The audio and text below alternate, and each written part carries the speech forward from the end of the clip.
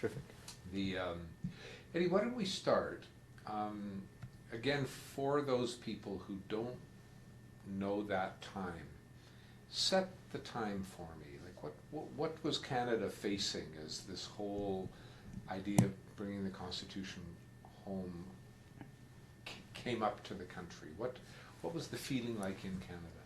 Well, I think I'd start by saying there was no one time where they started to talk about bringing the Constitution home. I think it was something that started after the Statute of Westminster was passed in 1931. There were a whole series of constitutional conferences between that time and 1980, which they were on and off under various prime ministers, and they never succeeded. I think that the really important starting point for what happened in November of 1981 I believe would be the referendum in Quebec in May of 1980, where the whole issue, that had been debated for a long time of Quebec separation came to the fore, and there was a decision by the people of Quebec that they wanted to stay in Canada. At the time, during the referendum campaign, Prime Minister Trudeau said that if you vote against separation, there will be constitutional change.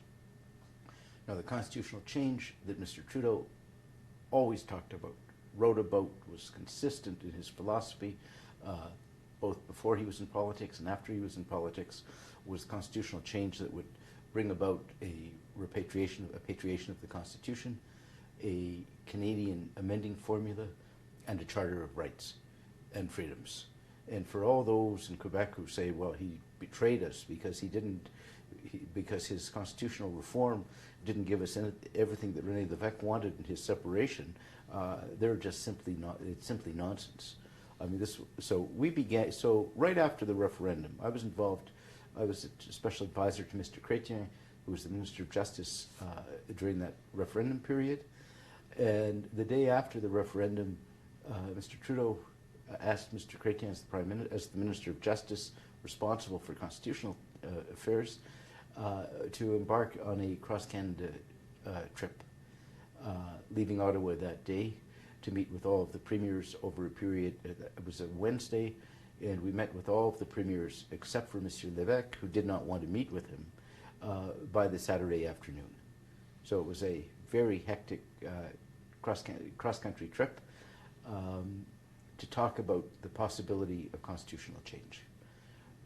The result of that trip was a First Minister's meeting a couple of weeks later in June, if I'm not mistaken, of 1980, where Mr. Trudeau laid on the table what he called a People's Package, which is the Charter of Rights and an amending formula, and a Powers Package, which was effectively looking at jurisdictions of the federal and provincial jurisdictions in a variety of areas. And the premiers and the Prime Minister at that point instructed their constitutional affairs ministers to have a series of quite intense negotiations over the summer of 1980. And over that period, there were 4 week-long meetings, one in Montreal, one in Toronto, one in Vancouver, and one in Ottawa, where the whole issue of the Charter of Rights was debated at great length in terms of what should be in it, what it meant, the issue of an amending formula for the Constitution was also debated at that time in quite great detail, as well as powers for different levels of government. Some of the provinces wanted more jurisdiction or clarification of jurisdiction over natural resources.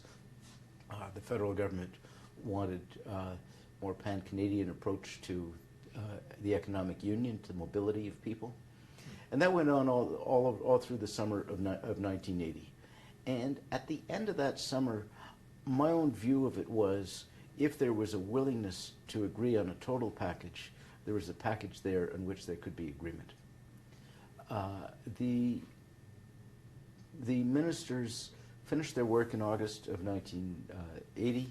There was a first ministers' conference shortly thereafter in September of 1980, where there was where the issue, I don't think, was were the details of any of the items on the table, but the issue was the willingness to agree. And my own view of it was that, Mr. Levesque, was committed to separation. Some of the premiers were naive enough to think that he could be their ally, but he was, at least he had a principle. Many of the others were, in my view, blinded by their hatred or their dislike for Prime Minister Trudeau, and weren't prepared to agree to anything.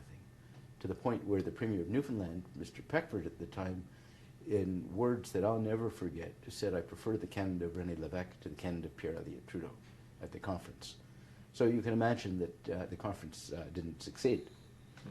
And that was really what led, and then there were then between that time and November of 1981, there was a reference to the Supreme Court as to whether the federal government had the right, because at the time the Constitution would be amended in Westminster.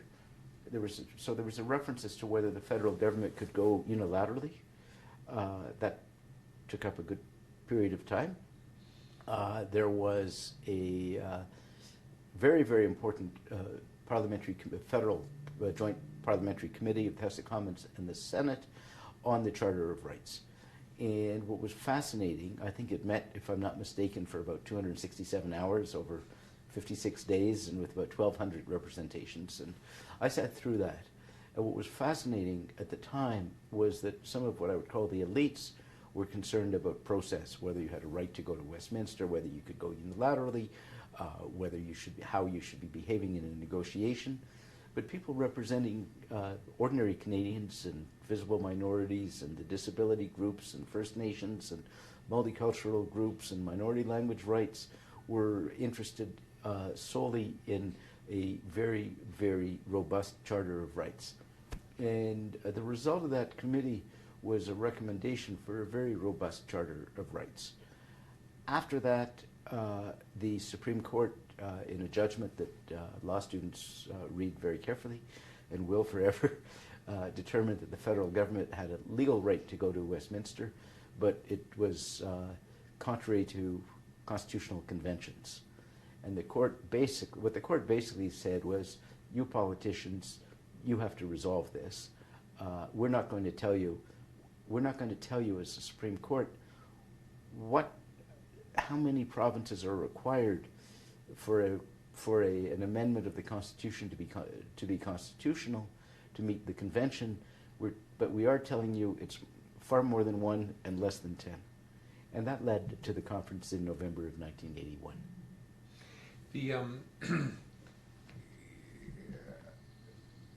Would you like a bit of water if we just... I'm fine. Are you sure? Yeah, I'm fine. Let's...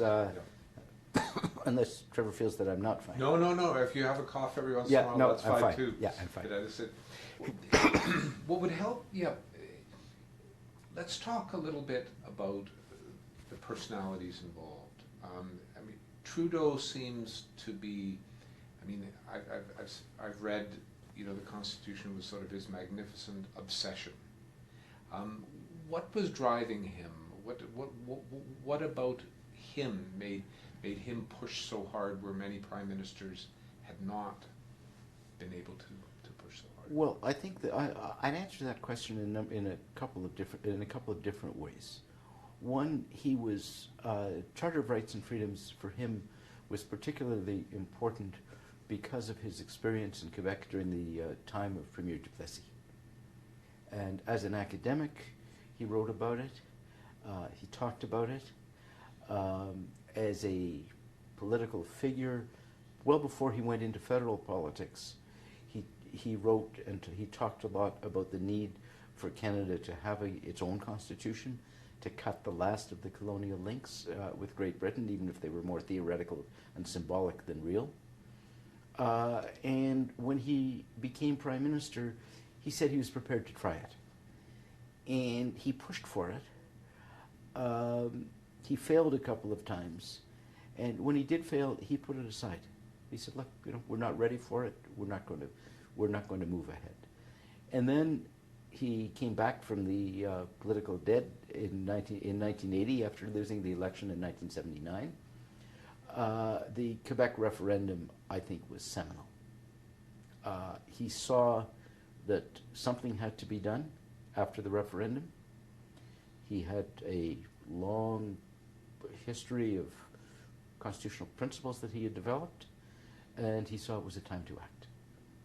And I remember I had the privilege of being in his office the morning after the referendum, and he turned to a couple of ministers who were there and the officials, and he said, what we have to do now is what Napoleon did at the Battle of Austerlitz, attack in all directions. Let's go. And he was a very determined man, so once he got going, he was prepared to go and win. And attacking in all directions, was he a man of great capability of following that plan? Oh, very much so. He was probably one of the most strategic people who have ever been in Canadian politics. Just, did you have much time with him over these critical months? Were you able to sort of observe how he I worked? observed it a little bit, not all that much. I mean, the Prime Minister usually doesn't have a lot of people in the room, but I had the opportunity to be in his office probably more often than a lot of other people during that period, yes. Mm. And I had the opportunity, because I was working as the advisor to Mr. Chrétien, to hear from Mr. Chrétien where Mr. Trudeau stood on many issues. How did they work as a team? Were they a good match, Trudeau and Chrétien? Very, very much so.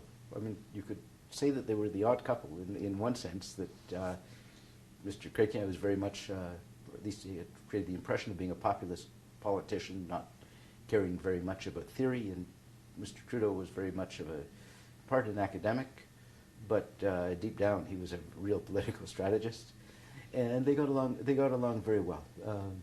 Mr. Chrétien's view at the time was, I'll talk to him when I have to. I'm not going to bother him when I don't have to, and I'll give him some pretty practical advice. And I think it was something that Mr. Trudeau appreciated a great deal. You mentioned earlier Premier Peckford's Outburst. Remark. What about Trudeau brought out those kind of feelings in a man like Peckford? That's a very good question. I mean, Mr. Trudeau probably demonstrated some arrogance over the years, and he was tough, and he didn't suffer fools gladly, and I think he probably considered Peckford to be a fool. Trudeau, you either loved him or you hated him, and I think there are those who felt that he was too left-wing for them, and they didn't like him. Yeah, and he. Yeah, Trudeau's one who provoked strong reactions. I mean, you either really liked him or you didn't, and there wasn't much in between. Did Trudeau feel he had the Canadian public behind him? I don't know if he felt that he had the Canadian public behind him on the amending formula. He probably would have said that he did. I believe that he felt that he had the Canadian public very much behind him on a Charter of Rights, and he had the Canadian public behind him when he made the argument that we're an independent country and there's something anomalous about having to have our Constitution amended in a different country. Yes. Was, with people like Peckford, Lougheed, Bennett, Blakeney, that old issue in Canada of strong regions or a strong central government, was that playing itself out? Oh, that played itself out very much. I think Mr. Lougheed was the strongest of the provincial premiers by far. Of those who were opposed, I mean, to what Mr. Trudeau was doing, probably the most thoughtful. He was tough. He was tough-minded, but he had real principles, and you could agree with him or disagree with him, but you know where he stood and why he stood there. Bennett, frankly, was not very strong. Peckford was not very strong. Blakeney had a reputation which I would say was undeserved. He was not able to make decisions easily. He spent a lot of time sitting on fences. And I guess Levesque, how would you characterize Levesque in this whole drama? Well, Levesque was charismatic. He was very strong, and he was a man of principle. And his principle was the separation of Quebec. And because he could be a nice guy, and one of the boys, and have a drink, and play cards at night, people rather, and he was very charming. I think he was able to fool a lot of the premiers, and they thought, well, he's a guy, he's reasonable, and we can work with him. Where the first principle of his party is the separation of Quebec, and he was not going to be a father of the new Canada. And at best, what he was going to do was to either block Trudeau's proposal, which Claude Morin, who was his Minister of Intergovernmental Affairs, in his memoirs said, our objective was to block I'm quoting, to block the federal proposal. Or he was going to water it down so much that it would be a defeat for Mr. Trudeau and a victory for more powers for all of the provinces. And that was what Levesque was up to. And the problem wasn't his principles. The problem was that people thought that he wasn't who he was. When Trudeau, I think on the third day, brought the idea of a referendum on the patriation up, and Levesque supported him, what was Levesque up to at that point? Levesque was well known, actually, for really being a poker player, and he badly played his hand. What happened, and if you read Levesque's memoirs, he felt that the alliance with the other provinces was about to break up. And there was a part of him that was a bit macho, who said, okay, you're going to have Mr. Trudeau, you want to have a referendum, and you beat me last time in Quebec, this time I'm going to beat you. So he said yes to the referendum, broke the group of 8 dissenting provinces, and by so doing, I believe, led to the agreement the next day. And he just badly misplayed his hand. And from that misplaying of his hand to the agreement the next day, how did things come together so quickly, and why did they come together so quickly? Well, I think one of the reasons they were able to come together so quickly, as I said before, was as a result of all of the negotiations the summer of 1980.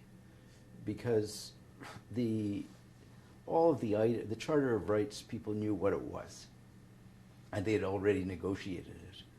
The amending formula, by and large, had been negotiated. There was a choice of 2, but there wasn't a lot more to be put on the table. So the real issue was, is there a willingness to make an agreement, to reach an agreement? And that's the most important part of any negotiation. When you have a willingness of both sides to reach an agreement, you can usually find some compromises. And enough had been discussed over a period of time that it wasn't all that hard for people of good faith to find those compromises. And frankly, as a result of the summer of 1980, those negotiations, there were 3 people who had become friends from different political persuasions. Jean Chrétien, who was the federal Minister of Justice, a Liberal, Roy McMurtry, who was the Attorney General of Ontario, a Conservative, and Roy Romano, who was the Attorney General of Saskatchewan, a New Democrat. And they had become very close personal friends. They talked a lot about the issues, and when there was an opportunity to find compromise, they were able to do it amongst themselves, and then put it to other First Ministers, Mr. Chrétien to Prime Minister Trudeau, McMurtry to Premier Davis, and I must say that Premier Davis played a very major role at the end of the day in reaching the agreement, and Romano to Blakeney, and came together pretty quickly. I had meant to ask you earlier, Davis and Hatfield and their kind of lining up with the Prime Minister. Where did that come from, and what effect did it have on the negotiations? Well, they'd been with him for a long time. And where did it come from? I think it came from their their general philosophy and views about Canada. And Premier Davis always thought that he was more Canadian than Ontarian, and Hatfield, I think, always felt he was more Canadian than New Brunswicker. And their views and Mr. Trudeau's aligned fairly well. Interesting. The Mr. Trudeau and Mr. Lougheed. I guess we're just coming out of the National Energy Program. Mm-hmm. And, could you set the stage a little for me of their relationship and the problems it had? Difficult for me to do because I just don't know enough about it.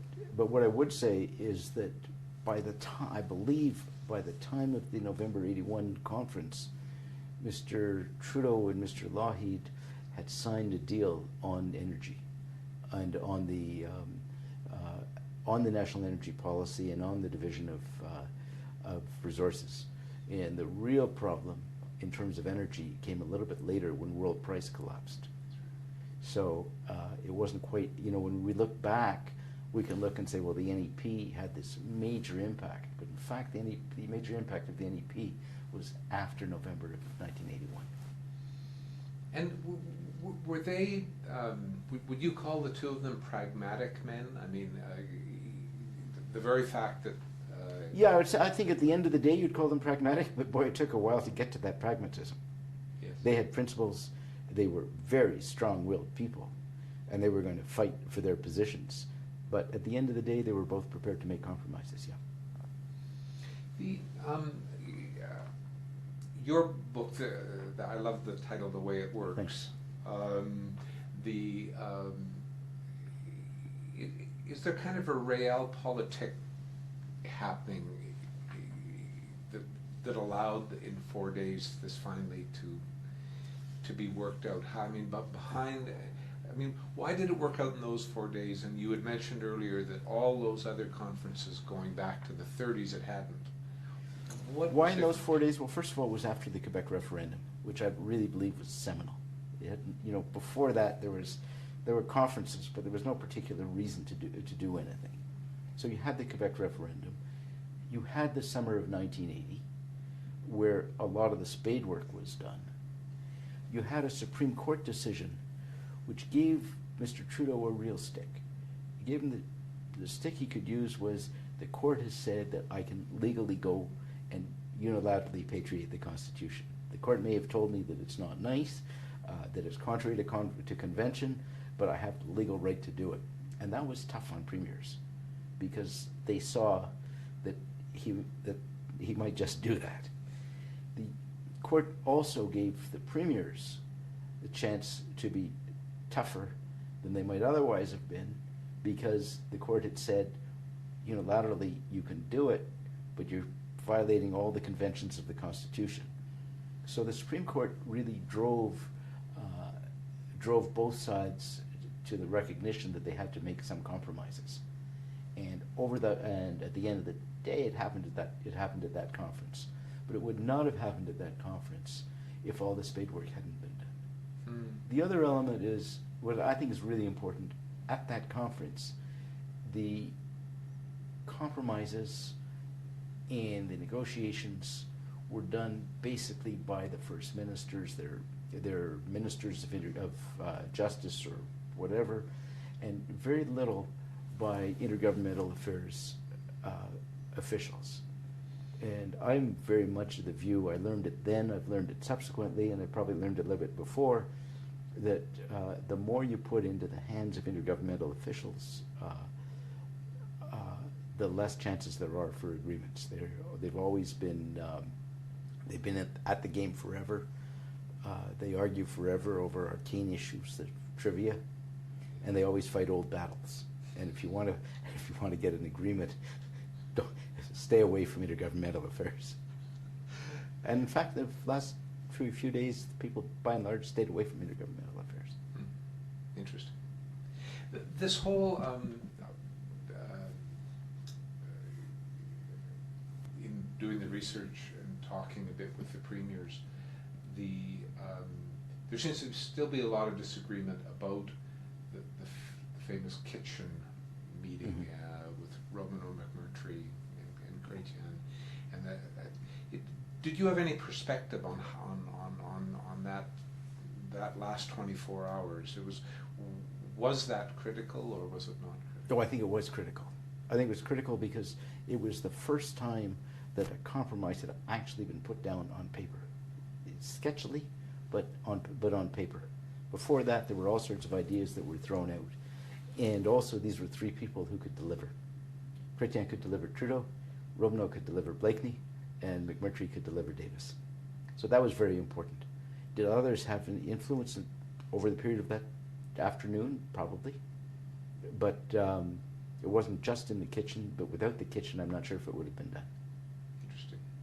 And at the end of the day, everybody wants to take credit too, right? Whether they were there or not there. Yeah, exactly. Even Premier Peckford talks about the Newfoundland proposal as, Yeah. It's He can talk about it. It's good for him. You mentioned earlier with the Supreme Court decision the importance of convention. Could you just explain that a bit to me, how that works in one's understanding of the Constitution? Well, I must say the decision came as a big surprise to most constitutional lawyers. That we had, I won't put myself in that category, but a lot of constitutional lawyers thought that it was either legal or not legal, and that convention is something that is important. Convention is very important with respect to the unwritten parts of a constitution. What the role of the Prime Minister, the role of the Governor General, the way in which Parliament operates. But in terms of an amending formula, frankly, it came as a surprise.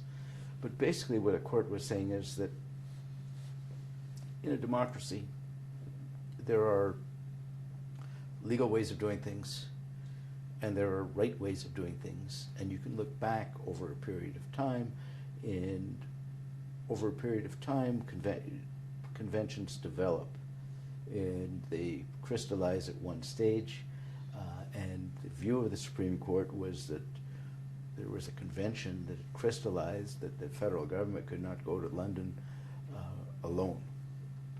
I frankly think that it was probably a good decision because it drove a compromise, but I'm not convinced it was good law. But who am I to say that 7 judges were wrong? Yes.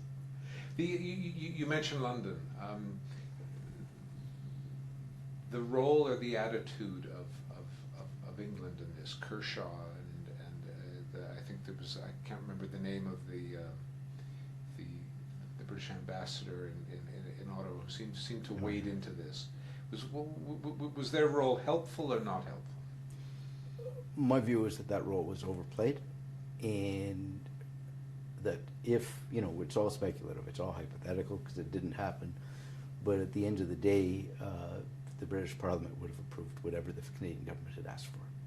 That's my view. Yeah. There were a lot of people who like to go to London and make representations during the day and go to shows at night. It was a very pleasant place to lobby. Yeah. On all sides. Yeah. And Prime Minister Trudeau and Margaret Thatcher weren't the best of friends either, were they really? No, but that I don't know. I think Mr. Trudeau, if I remember correctly, Mr. Trudeau said, well, what she'll do is she'll hold her nose and vote for it. Not sure what her reaction to that would have been, but let's jump forward to today. What do you think the legacy of the Patriation and the Charter and that has been for Canada? Why was it so important? Well, I think the legacy of the Charter has been terrific for Canada. It's been terrific in terms of women's rights, women's reproductive rights, same-sex rights, minority language education rights, First Nations. It's been terrific in terms of all minority rights. The issues that are being debated in the United States have been resolved by abortion. Same-sex rights have been resolved in a very civil way by the Canadian courts. It has been a unifying factor for Canadians. And the amending formula, frankly, has allowed Quebec to use the amending formula to make the most radical and progressive change to the school system that had, since 1867. And it was done by a Parti Québécois government working with Stéphane Dion, who was the Minister of Intergovernmental Affairs in Ottawa. They said it wasn't a precedent, doesn't mean that they recognized the Constitution, but come on, they used it. And that's my definition of precedent. So I think it's been extremely positive. I got some regrets that I regret, frankly, that Mr. Mulroney didn't leave well enough alone and tried to reopen the can of worms. I regret that he turned to Lucien Bouchard, who had a Parti Québécois membership card in his pocket, and asked him for advice on what to do.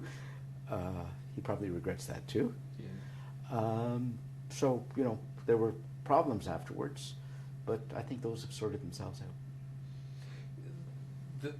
The values you mentioned, minority rights and important steps forward for women, for First Nations. In that sense, would you say that the Constitution coming home and the Charter reflects really our values as Canadians? Would you see it? Do you think it really is a particularly Canadian? I don't know if I'd say that, but I think it very well might be. I think that some of the decisions of the courts and some of the decisions of legislatures who have not done certain things because they knew they'd be thrown out by the courts have reflected the values of Canadians. I also think that I know that the Charter has been used in other countries, in South Africa. It's been used in Israel. So it's been an example for countries around the world. I think it's been enormously successful, far more so than any of us on the federal side who were involved in it in 1980, 81, 82 probably ever dreamed of. That's a nice place to end. Perfect. Thanks. Josh, Yeah.